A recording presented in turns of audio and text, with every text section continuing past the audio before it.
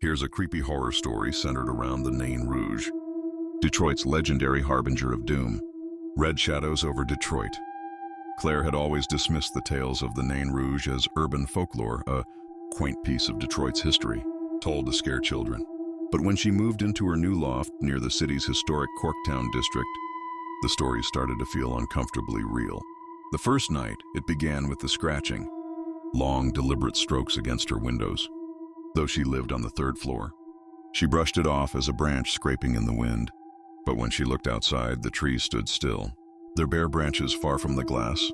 By the third night, the scratching was accompanied by a faint, malevolent laugh. High-pitched and cruel, it seemed to slither into her ears, making her skin crawl.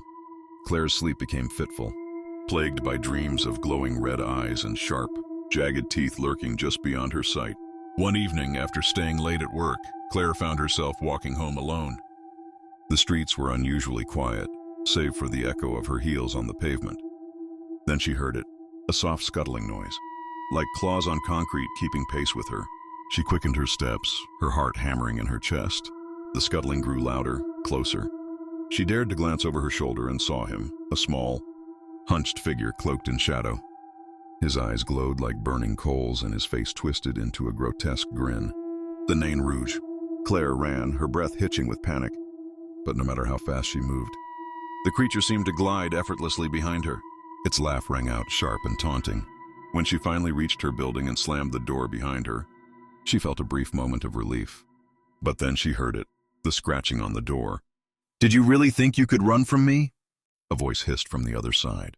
It was low and rasping, as if it came from a throat full of broken glass.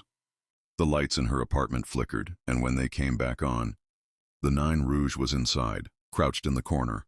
His red, wiry hair looked matted with something dark and wet, and his claws clicked together in anticipation. "Your city has fallen," he whispered, his grin widening unnaturally.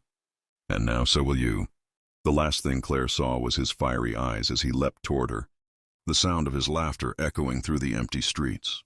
The next morning, her apartment was empty, the door still locked from the inside. On the windowsill, a single red thread lay curled like a taunt. The Nain Rouge had come, and Detroit's skies turned stormy that same evening, heralding chaos to come